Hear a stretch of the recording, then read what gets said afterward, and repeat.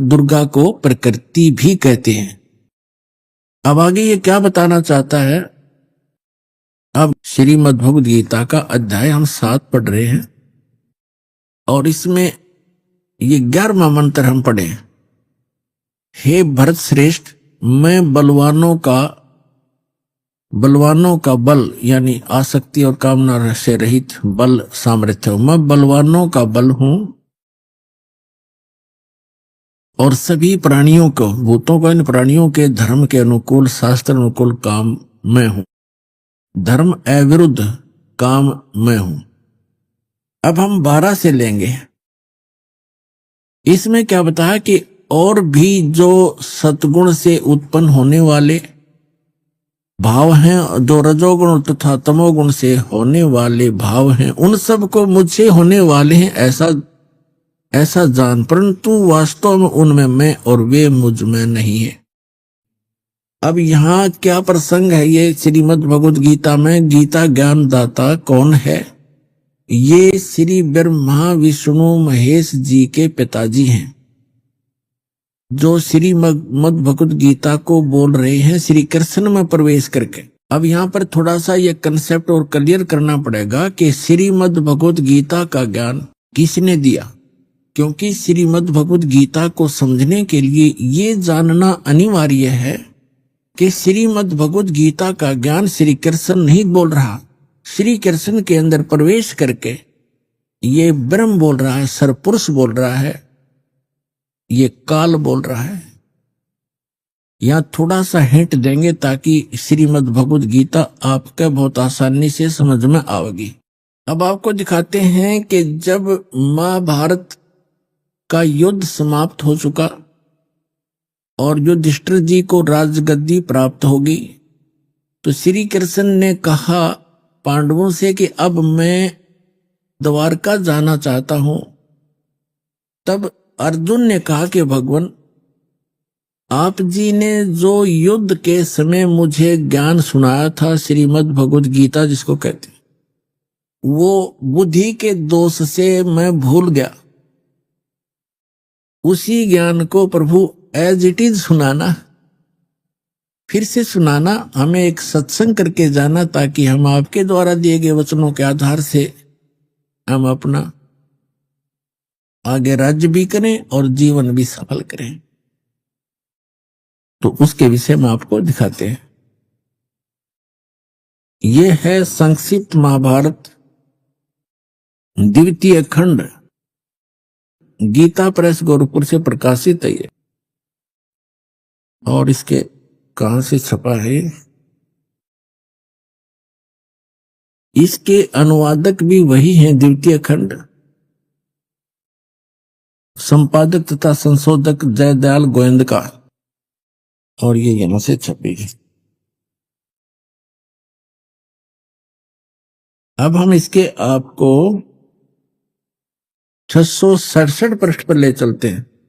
ये है 667 पृष्ठ और यहां से हम शुरू करते हैं। अश्वमेधिक पर्व।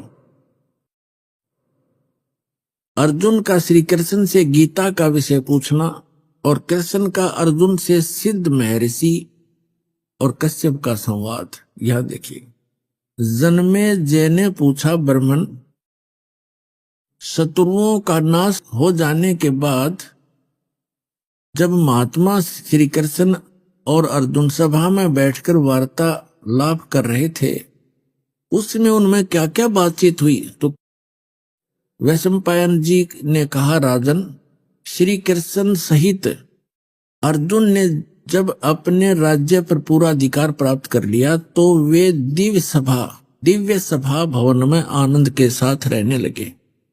एक दिन स्वजनों से घिरे हुए वे दोनों मित्र स्वेच्छा से घूमते घूमते सभा मंडप के ऐसे भाग में पहुंचे जो स्वर्ग के समान सुंदर था। पांडुनंदन अर्जुन श्री कृष्ण के साथ रहकर बहुत प्रसन्न थे। उन्होंने एक बार उस रमणीय सभा की ओर दृष्टि डालकर भगवान से ये वचन कहा, देवकी नंदन, जब युद्ध का अवसर उपस्थित था उसमें मुझे आपके माध्यम का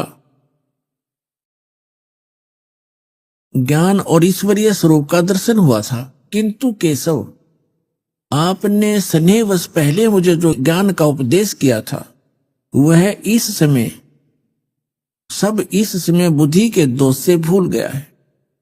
उन विषयों को सुनने के लिए बार बार मेरे मन में उत्कंठा होती है।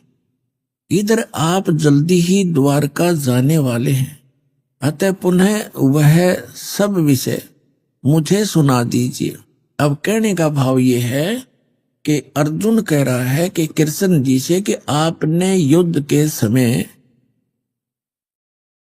जो मुझे गीता वाला ज्ञान बताया था, मैं बुद्धि के दोष से भूल गया, मुझे वही ज्ञान फिर बताओ। अब श्री कृष्ण जी क्या कहते हैं देखिए। वैशंपायन जी कहते हैं, अर्जुन के ऐसे कहने पर वक्ताओं में श्रेष्ठ महातेजस्वी भगवान श्री कृष्ण ने उन्हें गले से लगाकर इस प्रकार उत्तर दिया। श्री कृष्ण बोले, अर्जुन, उस समय मैंने तुम्हें अत्यंत गोपनीय विषय का श्रवण कराया था, अपने स्वरूपभूत धर्म सनातन पुरुषोत्तम तत्व का परिचय दिया था और नित्य लोकों का भी वर्णन किया था। किंतु तुमने जो अपनी नासमझी के कारण उस उपदेश को याद नहीं रखा, यह जानकर मुझे बड़ा खेद हुआ। इन बातों को अब पूरा पूरा समझ होना संभव नहीं जान पड़ता। श्री कृष्ण जी के बोल हैं, ये सुन जानते पढ़ियो। पांडुनंदन, निश्चय तुम बड़े श्रद्धाहीन हो, तुम्हारी बुद्धि अच्छी नहीं जान पड़ती। अब मेरे लिए उस उपदेश को ज्यों का त्यों दोहरा देना कठिन है, क्योंकि उस समय योग युक्त होकर मैंने परमात्म तत्व का वर्णन किया था। पुण्यात्माओं, ये भी एक विचलित आत्मा होती है। अब देखो, जैसे दास सत्संग कर रहा है और प्रथम बार कोई श्रोता इसको सुन रहा है, आज के सत्संग को मुश्किल से वो 60% याद रख सकता है, मुश्किल से। और फिर 1 हफ्ता 10 दिन के बाद, महीने 2 महीने के बाद वो मुझे मिले और मुझसे कहे, जी वो सत्संग आपने किया था वो फिर से सुनाना, तो मैं तुरंत सुना दूंगा। यदि मैं अपने होश हवास में बोल रहा हूं और मैं ये कहूं कि तेरी बुद्धि अच्छी नहीं है, तू श्रद्धाहीन व्यक्ति है, तूने वो सत्संग याद क्यों नहीं रखा, और मैं ये कहूं मुझे तो अब याद नहीं, कोई बात हुई या? इसे सिद्ध है कि श्री कृष्ण नहीं बोल रहा था गीता का ज्ञान, उसके अंदर वो काल बोल रहा था प्रवेश करके। अब उसको कुछ भी याद नहीं। फिर कहता उसमें मैंने योग युक्त होकर के वो ज्ञान बोला था। योग युक्त का अर्थ होता है परमात्मा से कनेक्ट हो जाना। इसे सिद्ध है कि परमात्मा कोई अन्य है जिससे वो कनेक्ट होने की बात कर रहा है। और जब युद्ध के मैदान में इसे भयंकर स्थिति में योग युक्त हो सकता है, अब पीस माइंड पीस है, उस टाइम तो शांति है, तो उसमें और जल्दी हो जाना चाहिए था योग युक्त, जबकि बिजली गिर गई। वास्तविकता यह है कि श्री कृष्ण जी ने योग ज्ञान पता ही नहीं ना उन्होंने बोला। उन्होंने फिर आगे इसमें अपने सत्र का ज्ञान दे रखा, वो गीता से मेल भी नहीं खाता। इससे आगे गीता है अलग से लिखी हुई है, वो तो गीता से मेल भी नहीं खाता, कैखे भी नहीं मिलता आपस में। तो कहने का भाव यह है कि श्री कृष्ण में प्रवेश करके युग काल बोल रहा था। इसके बहुत से प्रमाण हैं। अब पहले तो ये प्रसंग क्लियर करता हूं कि जैसे अब श्री कृष्ण में प्रवेश करके काल बोला था, और ये काल कौन है? ये ब्रह्मा विष्णु महेश के पूज्य पिताजी हैं। और गीता अध्याय नंबर 4 के श्लोक नंबर 5 और 9 में ये क्या कहता है कि अर्जुन, तेरे और मेरे बहुत जन्म हो चुके, तू नहीं जानता, मैं जानता हूं। मेरे जन्म और कर्म अलौकिक हैं। इसके कर्म अलौकिक कैसे है? जैसे श्री कृष्ण में प्रवेश करके प्रेत की तरह गीता का ज्ञान बोल दिया। अब आज तक यही रट लगा रखी थी, श्री कृष्ण जी ने गीता बोली, श्री कृष्ण जी ने गीता बोली, और बोली काल ने कृष्ण जी को तो पता भी नहीं मैंने बोला क्या था गीता में। श्रीमद् भगवत गीता अध्याय नंबर 7 के श्लोक नंबर 24 और 25 में ये स्पष्ट करता है गीता ज्ञानदाता कि अर्जुन, ये बुद्धिहीन मनुष्य जो सामने खड़े हैं आज, ये सोच रहे होंगे कि मैं श्री कृष्ण हूं। ये मुझ अव्यक्त को व्यक्तिम आपनम मनन्ते अबुझा, मुझ अव्यक्त को, व्यक्त माने गुप्त रहता हूं, मैं अपनी योग माया से छुपा रहता हूं, कभी किसी के सामने नहीं आता। और श्री कृष्ण जी तो सामने खड़े थे, श्री कृष्ण होते ये वचन कहते तो सामने खड़े थे, वो छुपे का। तो ये कहता मैंने प्रतिज्ञा, मेरी ये अटल प्रतिज्ञा है तो ये घटिया, पर मैं ये मेरी अटल प्रतिज्ञा, अविनाशी प्रतिज्ञा है, मैं कभी किसी के सामने नहीं आता।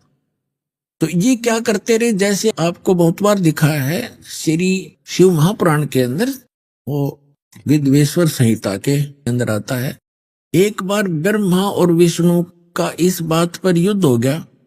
ब्रह्मा जी कहते हैं मैं सारी सृष्टि का रचनहार हूं और आपकी भी उत्पत्ति मेरे से हुई है, विष्णु जी को कहते। और विष्णु जी कहते हैं कि आप मेरी नाभि कमल से उत्पन्न हुए हो, मैं सबका, सारी सृष्टि का रचने वाला मैं हूं, सबका पिता हूं, तो मेरा पुत्र है। ब्रह्मा जी कहते विष्णु जी को तू मेरा पुत्र है। अब इनको ये भ्रम कैसे हुआ, इनको ये भ्रम ऐसे होता है जैसे ऋषि लोगों ने समाधिस्थ होने की चेष्टाएं की और इसने प्रतिज्ञा कर रखी है मैं कभी अपने ओरिजिनल रूप में दिखाई नहीं दूंगा, किसी को दर्शन नहीं दूं। ये क्या करता है, जैसे ऋषि महर्षियों ने समाधिस्थ हुए और समाधि दशा में किसी को ब्रह्मा के रूप में दर्शन दे दिए, तो उसने, उस ऋषि ने सब जगह जो है गुणगान कर दिए कि ये ब्रह्मा जी स्वयं मालिक है, ये अपने आप को छुपाए बैठे हैं, ये जगत पिता है, मैंने समाधि दशा में इनके दर्शन हुए। इस बात से ब्रह्मा जी फूल गए, 10 20 50 ने ऐसे कह दिया और किसी को विष्णु जी के रूप में दर्शन दे दिए। तो उसने कहा कि विष्णु जी यही पूर्ण परमात्मा है, मैंने समाधि दशा में इनके दर्शन हुए, ये अपने आप को छुपाए हुए, ये जगत के मालिक हैं, जगत के रचने वाले हैं, समर्थ है। तो उससे विष्णु जी को भ्रम हो गया कि मैं ही रचने वाला हूं, सारे मुझे ही कहने लग रहे। किसी को शंकर भगवान के रूप में दर्शन दे दिए समाधि दशा में, अंदर अंतःकरण में। तो उसने बता दिया कि शंकर भगवान जो ये बैठे तमोगुण, यही सर्वशक्तिमान है, कालज्ञ मृत्युंजय सर्वज्ञ, सारी सृष्टि के रचना। तो यहां वहां ब्रह्मा और विष्णु जी को भ्रम हो गया, तो उनका युद्ध हो गया। फिर वो बीच में एक स्तंभ खड़ा करा, पिलर खड़ा करा, लिंग, तो उन दोनों का युद्ध समाप्त किया। तब ये काल आ गया अपने पुत्र शिव का रूप धारण करके। ये अपने वास्तविक रूप में नहीं आता, इसका वास्तविक रूप कौन सा है, जो श्रीमद् भगवत गीता का ज्ञान देते समय युद्ध के मैदान में दिखा था इसने, 1000 भुजा का है ये, सहस्रा बाहु है ये। ब्रह्मा विष्णु महेश केवल 4 भुजा बना सकते हैं, दुर्गा केवल 8 भुजा बना सकती है, इससे ज्यादा नहीं है। और ये 1000 भुजा से लेकर और 10 भुजा और 4 भुजा और 2 भुजा में बना सकता है। तो ये ऐसे अपना वास्तविक रूप इसका वो 1000 भुजा, वो काल रूप है, वो इसका वास्तविक रूप है। तो उस वास्तविक रूप में ये कभी किसी को दर्शन नहीं देता, इसने प्रतिज्ञा कर रखी है। तो इसी का एक प्रमाण दिखाते हैं श्री विष्णु पुराण के अंदर कि एक बार राक्षसों का और देवताओं का युद्ध हो गया। देवता युद्ध में हार गए और राक्षस विजयी हो गए। देवता वहां से भागकर समुद्र के किनारे जाकर के तपस्या करने लगे, हे भगवान, हे सच्चिदानंद, हे सर्वशक्तिमान, हे शेषया पर विराजमान होने वाले, वो लगे साधना, वो करने लगे स्तुति। तो विष्णु रूप धारण करके यू काल आ गया और इसने उनसे कहा कि तुम्हारा जो भी अभिष्ट है, मन में जो तुम्हारे दुख है, वो मैंने जान लिया है और मैं ऐसे ऐसे करूंगा। पढ़ के सुनाता हूं आपको, फिर अच्छा समझ में आएगा। ये देखिएगा श्री विष्णु पुराण,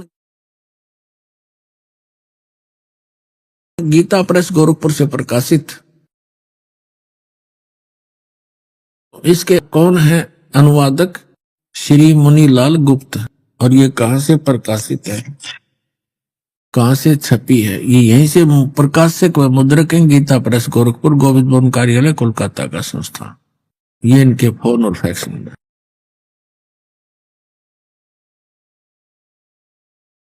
ये है चतुर्थ अंश और ये 233 पृष्ठ पे। हम यहां पढ़ेंगे पुरंजय का भी एक दूसरा नाम पड़ा। यहां लिखा कि पूर्व काल में त्रेता युग में एक बार अति भीषण देव असुर संग्राम हुआ। देवताओं और राक्षसों का युद्ध हुआ। उसमें महाबलवान दैत्य गण से पराजित हुए देवताओं ने भगवान विष्णु की आराधना की। तब आदि अनंत शून्य अशेष जगत प्रतिपालक श्री नारायण ने देवताओं को प्रसन्न होकर कहा, आप लोगों का जो कुछ अभिष्ट है वह मैंने जान लिया है। उसके विषय में यह बात सुनिए। राज ऋषि ससाद का जो पुरंजय नामक पुत्र है, उस अक्षत्रिय श्रेष्ठ के शरीर में मैं अंश मात्र से अवतीर्ण होकर, यानी कुछ समय के लिए उसमें प्रवेश करूंगा, इस पुरंजय के शरीर में उस होकर उन संपूर्ण दैत्यों का नाश करूंगा। तुम लोग पुरंजय को दैत्यों के वध के लिए तैयार करो। अब इसके कहता है मेरे कर्म अलौकिक हैं। ये कर्म अलौकिक क्यों हैं कि पुरंजय के अंदर जो पुरंजय को खड़ा कर लिया, असुर और देवता आमने सामने युद्ध के लिए खड़े हो गए, और यू काल जो है पुरंजय के शरीर में प्रवेश कर गया और वह राक्षसों को मार डाला। अब और दिखाता हूं 243 पृष्ठ पे। यह है चतुर्थ अंश ही चल रहा है, श्री विष्णु पुराण चतुर्थ अंश ही चल रहा है। अध्याय 3 का श्री विष्णु पुराण 242 पृष्ठ पे तीसरा अध्याय।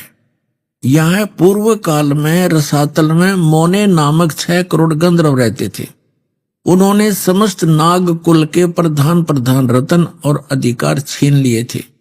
गंधर्वों के पराक्रम से अपमानित उन नागेश्वरों द्वारा स्तुति किए जाने पर उसके स्मरण करने से जिनकी विकसित कमल सदृश आंखें खुल गई हैं, निंद्रा के अंत में जागे हुए उन जलशाही भगवान सर्वदेवेश्वर को प्रणाम कर उनसे नागगण ने कहा, भगवान इन गंधर्वों से उत्पन्न हुआ हमारा भय किस प्रकार शांत हो।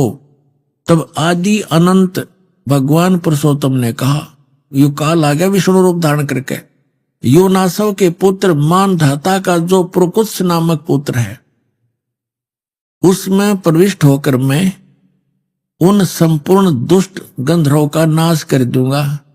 यानी पुरकुत्स में प्रविष्ट करके उसमें प्रवेश होकर भूत की तरह बढ़कर प्रेत की तरह प्रवेश होकर के मैं संपूर्ण गंधर्वों का नाश कर दूंगा। इति सिद्धम के ये काल ऐसे अलौकिक कर्म करता है। इसी प्रकार इसने श्री कृष्ण में प्रवेश करके गीता जी का ज्ञान बोला है।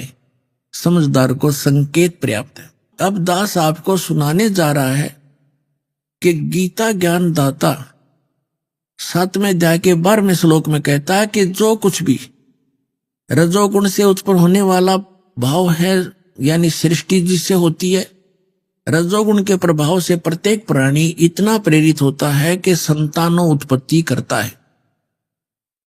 और सतोगुण से होने वाला भाव है, यानी सतोगुण से एक दूसरे में प्रेम मोह ममता, उससे मोह जागृत होता है, ममता बनती है एक दूसरे। और तीसरे से संहार क्रोध तमोगुण, जो तमोगुण से होने वाला यानी शिवजी से होने वाला जो भाव है वो संहार है। ये तीनों जो कुछ भी हो रहा है उसका निमित्त कारण मैं हूं, गीता ज्ञानदाता कहता है। ये काल है। आपको सृष्टि रचना में बहुत बार सुनाया है और कभी फिर सुनाएंगे। इसको एक श्राप लगा हुआ है इस ब्रह्म को, सरपुरुष को। 1,00,000 मानव शरीरधारी प्राणियों का यह नित्य आहार करता है। इसने एक ब्रह्मांड के अंतिम छोर में, इसका 21 ब्रह्मांड का लोक है, पूरा 21 ब्रह्मांड है, इसके 21वें ब्रह्मांड के अंतिम छोर में इसने एक ऐसा स्थान बना रखा है जहां कोई नहीं जाकर देख सकता। एक तपस्या है, उसके ऊपर 1,00,000 मानव शरीरधारी प्राणी डेली वहां भूने जाते हैं। यह शरीर तो यहां रह जाता है, इसके अंदर एक सूक्ष्म शरीर है। उसके अंदर तो सारे जीवन में हम खाते हैं पीते हैं, जो भी व्यसन करते हैं उसका सूक्ष्म अंश लिप्त हो जाता है। और वहां इतनी गर्म है वो तपस्या, उसके ऊपर डालकर उसके अंदर से गंध निकाला जाता, जीव मरता नहीं, तो उसको ये खाता है। तो ये कहना चाह रहा है कि इनसे जो कुछ भी हो रहा है उसका निमित्त कारण मैं ही हूं, इनमें मैं नहीं और ये मुझ में नहीं, क्योंकि ये इनसे भिन्न रहता है। अब यहां प्रसंग चला है तो इसमें सिद्ध करते हैं कि रजगुण ब्रह्मा है, सतगुण विष्णु है, तमगुण शिव जी। तब ये आगे प्रसंग चलेगा। अब देखिएगा शिव पुराण से सिद्ध करते हैं, ये देखिएगा।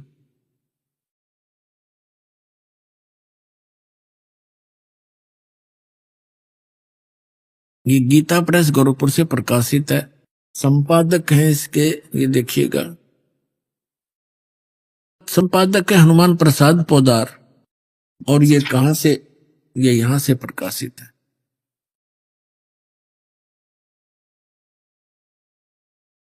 ये है रुद्र संहिता, रुद्र संहिता और संक्षिप्त शिव पुराण, पृष्ठ नंबर 110 पे, गीता प्रेस गोरखपुर से प्रकाशित, सचित्र मोटा टाइप। इस प्रकार ब्रह्मा विष्णु और रुद्र इन तीन देवताओं में गुण हैं, यानी रजगुण ब्रह्मा, सतगुण विष्णु, तमगुण शंकर, इन तीन देवताओं में गुण है, परंतु शिव गुणातीत माने गए, वो इन तीनों से अलग हैं। और यही गीता अध्याय नंबर 7 के श्लोक नंबर 12 में स्पष्ट कर रहा है कि इन तीनों गुणों से जो कुछ भी हो रहा, रजगुण से होने वाले भाव, सतगुण से होने वाली स्थिति, रजगुण से होने वाली उत्पत्ति और शंकर से होने वाले संहार, इन तीनों का, इनका मूल कारण तो मैं ही हूं, मेरे कारण ही हो रहा, क्योंकि इसको 1 लाख जीव मानव शरीरधारी प्राणी रोज खाने पड़ते हैं। और फिर ये कहता मैं इनमें नहीं और ये मुझ में नहीं। अब ये खुद यहां भी खुद कह रहा कि वो इनसे न्यारे हैं, भिन्न हैं। अब ये कंसेप्ट और क्लियर करना पड़ेगा। यहां एक और शंका उत्पन्न हो जाएगी कि ब्रह्मा विष्णु रुद्र, तो रुद्र अन्य भी है, एक जो 11 रुद्रों का सरदार है, वो रुद्र अलग है, और उन सभी रुद्रों का मुखिया ये शंकर भी है, तमोगुण शंकर, इसलिए इसको भी रुद्र कहते हैं, और 11 रुद्र अन्य भी है। तो ये भी यहां स्पष्ट करना पड़ेगा कि ये ब्रह्मा विष्णु रुद्र और ये महेश इनसे अलग है, ये इनका पिता। ये देखिएगा, एक समय जैसे दास ने बताया था कि ब्रह्मा और विष्णु का आपस में इस बात पर युद्ध हो गया। ब्रह्मा जी कहने लगे तू मेरा पुत्र है विष्णु जी से, और विष्णु जी कहने लगे तू मेरा पुत्र है।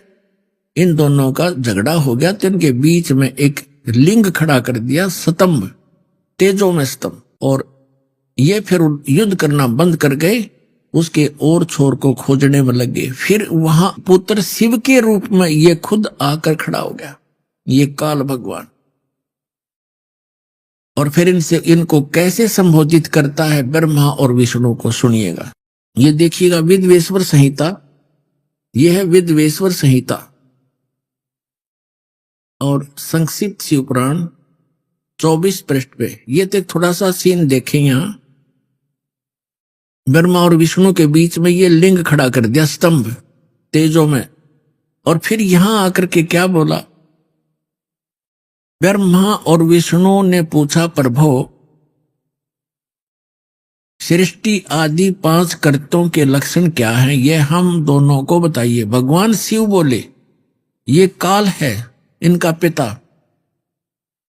भगवान शिव बोले मेरे कर्तों को समझना अत्यंत गहन है, तथापि मैं कृपा पूर्वक तुम्हें उनके विषय में बता रहा हूं। अब अपने 24-25 पे पढ़ लिया, 26 पे पढ़ते हैं, अपने मतलब की बात पढ़ेंगे।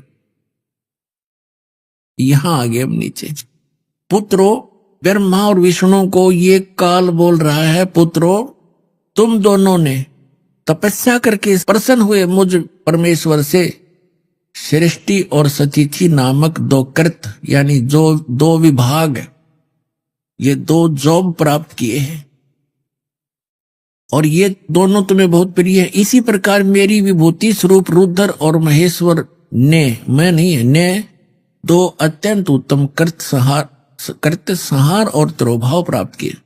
अब देखो, ये ब्रह्मा विष्णु महेश तो ये हो गए दोनों पुत्र। रुद्र और महेश्वर ये इन दोनों से न्यारे यानी 4 हो गए, और बोलने वाला वो इनका पिता इनसे अलग है। अब यहां फिर और देखते हैं, स्पष्ट हो जाता है। यहां देखो, मैंने पूर्व काल में अपने स्वरूप भूत मंत्र का उपदेश किया है, जो ओंकार के रूप में प्रसिद्ध है और वह महामंगलकारी मंत्र है। सबसे पहले मेरे मुख से ओंकार ओम प्रकट हुआ, जो मेरे स्वरूप का बोध कराने वाला है। ओंकार वाचक है, मैं वाच्य हूं, यह मंत्र मेरा स्वरूप ही है। प्रतिदिन ओंकार का निरंतर स्मरण करने से मेरा ही सदा स्मरण होता है।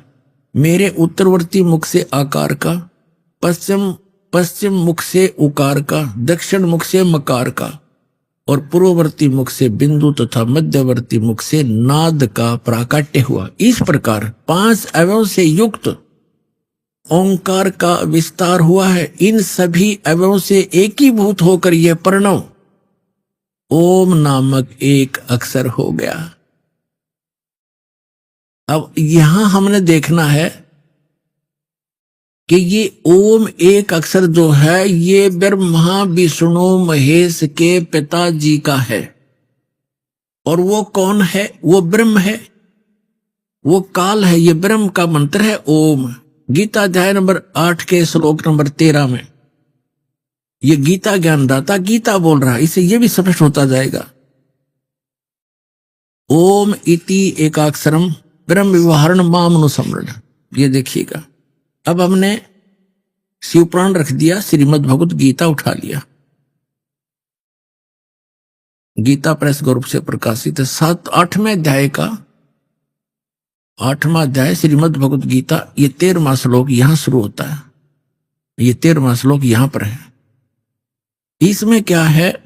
ओम इति एकाक्षरम ब्रह्म व्यवहारण मामनुसमरण ये प्रयाति तजन देहम स याति परमाम गतिम। गीता ज्ञानदाता कह रहा है कि माम ब्रह्म, मुझ ब्रह्म का ओम इति एकाक्षरम, यह ओम एक अक्षर है, नथिंग एल्स।